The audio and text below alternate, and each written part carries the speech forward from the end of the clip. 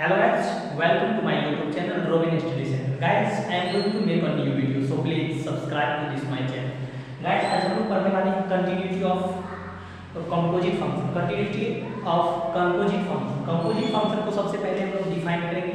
इससे पहले जितने भी वीडियो हैं आप लोग कंटिन्यूटी एंड डिफरेंटिबिलिटी के देख के अच्छा लगा होगा, तो आइए एक नई वीडियो होगा कंपोजिट फंक्शन का। कंपोजिट फंक्शन यानी कि कंपोजिट फंक्शन कहेंगे किसको, कंपोजिट फंक्शन, उसके बाद किस तरह से इसको डिनोट किया जाएगा डिफाइन की तरह, उसके बाद इसके क्वेश्चन को देखेंगे। अच्छी तरह से हमको लगता है आप लोग समझ जाइएगा। ठीक, आइए यानी कंपोजिट फंक्शन। सबसे पहले कंपोजिट फंक्शन आया, फंक्शन की जब ये बात आया f of x और g of x कोई फंक्शन ऐड करेगा। क्या आएगा? f of x और g of x कोई दो फंक्शन आएगा। ठीक, तो देखिए वही फंक्शन से हम लोग डील करेंगे। यदि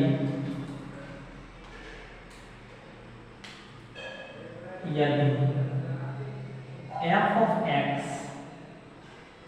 और g of x कोई दो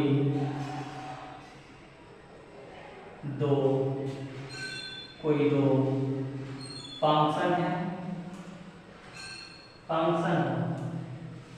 तब इसके कंपोजिट फंक्शन को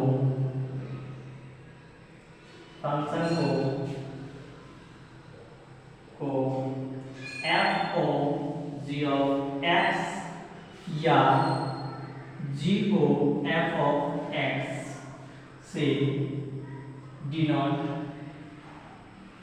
किया जाता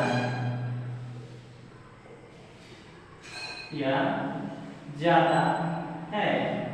हम लोग ने कंपोजिट फंक्शन को डिफाइन किया, f of x और g of x कोई दो फंक्शन हो, f इसके कंपोजिट फंक्शन को f of g of x या g o f of x से डिनोट करते हैं।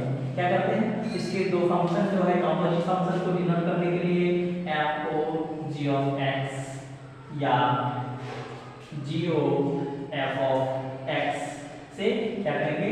डिफाइन करेंगे। ठीक, इसको दो फंक्शन से अलग अलग तरह से डिफाइन किया जा सकता है। ठीक, इस फंक्शन इस तरह से इसको डिनोट किया जाता है। तो कंपोजिट फंक्शन के डिफिनीशन कोई पूछे तो यदि f of x और g of x कोई दो फंक्शन हो, तब इसके कंपोजिट फंक्शन के f of g of x या g o f of x से डिनोट करते हैं। ठीक, तो इसके कंपोजिट फंक्शन आइए हम देखते हैं।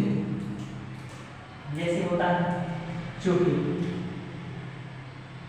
f of g of x को लिखने की तरह इससे पहले हम लोगों ने बताया था क्या? फ्रैक्शनल पार्ट ऑफ x, या आप बोल सकते हैं f of fractional part of g of x, इस तरह से बोल सकते हैं, या f of g of x भी बोला जा सकता है इसको, या नहीं तो बोलने का तरीका हम लोग बताए हैं फ्रैक्शनल पार्ट ऑफ x के लिए, तो f of fractional part of g of x। दूसरे तरह से इसलिए g o f of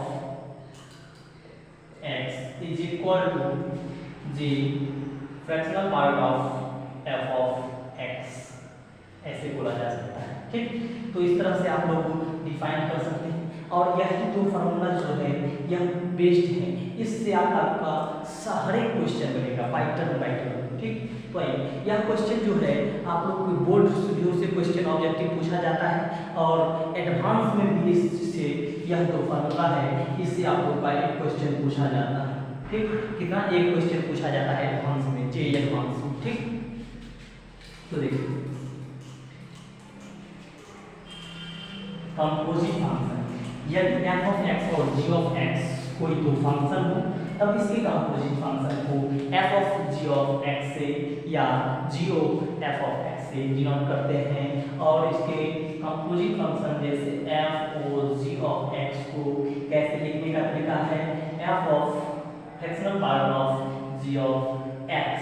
ठीक, या दूसरी तरह इसलिए g o f of x is equal to g of या g of fractional part of f of x, इस तरह से बोला जा सकता है। ठीक, तो आइए हम लोग एग्जांपल देखते हैं।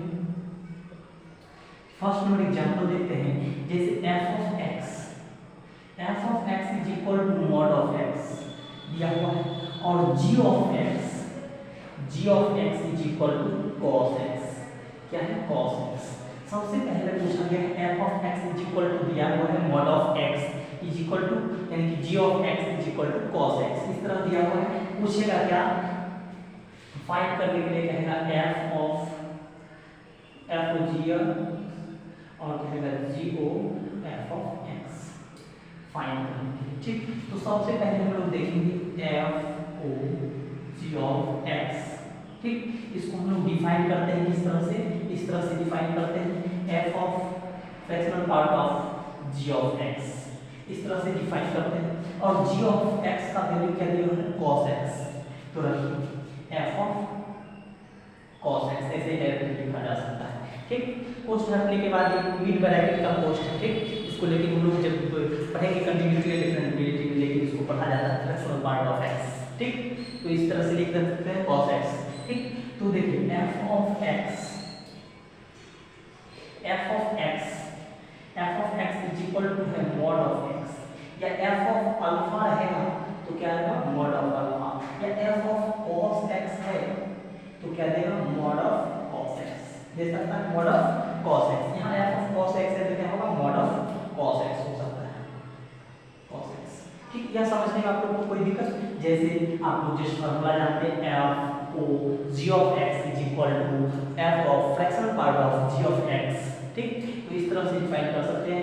और g of x का वैल्यू दिया हुआ है, g of x का value cos x, f of cos x हो गया, f of cos, इस f of x का वैल्यू दिया हुआ मॉड ऑफ x, और f of हम लोग जो चाहेंगे निकालना, f of यहाँ अल्फा रहेगा तो मॉड ऑफ अल्फा हो जाएगा, अगर f of यहाँ cos रहेगा तो cos मॉड cos x, यही पूछ रहा है तो क्या हो जाएगा?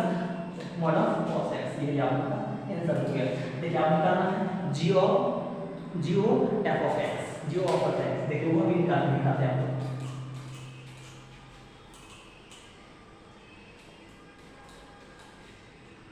दूसरा में पूछा गया है g o f of x, तो g o f of x को क्या लिखते हैं? g fractional part of f of x। f of x का वैल्यू क्या है? Mod of x, g mod of x, mod of x। Mod of x जब है तो देखिए इस केस में देख सकते हैं, जैसे g of x is equal to cos x। ठीक, जब लिखेंगे g मॉड ऑफ अल्फा तो cos mod of cos alpha. ठीक, तो cos मॉड ऐसे आता दे सकता है, मॉड के जैसे लिखेंगे तो मॉड के साथ यहाँ पर cos के साथ x क्या आएगा तो क्या होगा? तो cos mod of cos x। यहाँ का इसका वैल्यू कितना है? Mod of cos x, mod of cos x। I hope आप लोगों को समझ में आ गया होगा बहुत अच्छी तरह से ये क्वेश्चन। ठीक, तो कंपोजिट फंक्शन को डिफाइन करने के लिए यह बेस तरीका है। ठीक, तो सबसे पहले आप लोग ये दो फॉर्म को याद रखिए, composite of function, continuity of composite function. Composite function को डिफाइन करने के लिए यह दो फार्मूला बड़ी बेसिक फार्मूला है। ठीक, देखिए एक क्वेश्चन बुक से हम लोग देखते हैं f of x is equal to sin x, जैसे दिया हुआ f of x is equal to mod of sin x, mod of sin x। उसके बाद दिया हुआ g of x is equal to x square, g of x is equal to x square. इसमें आप लोग को ये फाइंड करने के लिए कहता है f of g and g of f, यानी बुक में आप लोग को इस तरह से मिलेगा, इस तरह से मिलेगा क्वेश्चन। तो देखिए घबराना नहीं, सबसे पहले हम लोग सॉल्यूशन लिखेंगे और जो गिवन में दिया हुआ उस पर जाके करते हैं। अब हम लोग से पूछा है f of g, यानी कि इसको इस तरह से लिखा जा सकता है f o g of x, इसी को यह शॉर्ट भाषा में लिखा है। ठीक, इस तरह से देखिए, तो इसको हम लोग क्या लिख सकते हैं? f of fractional part of gx, fractional part of gx का वैल्यू हम लोग को पता है x स्क्वायर। तो देखिए तो f of x स्क्वायर हो जाए x स्क्वायर। तो अब हम लोग जानते हैं दिया हुआ है f of x का वैल्यू दिया हुआ है sin x, mod of sin x। जब हम x स्क्वायर करेंगे क्या हुआ, sign x, sine square x का मान क्या हो जाएगा, साइन स्क्वायर, यहाँ पर स्क्वायर का मान पर स्क्वायर साइन स्क्वायर एक्स का मान, तो यहाँ लिख सकते हैं इसका mod of sine square x. इस तरह से आप लोग डिफाइन कर सकते हैं। देखिए दूसरा क्वेश्चन है जी ऑफ एफ, देखिए वह भी डिफाइन करके यहाँ पर कैसे करोगे, देखिए दूसरा क्वेश्चन है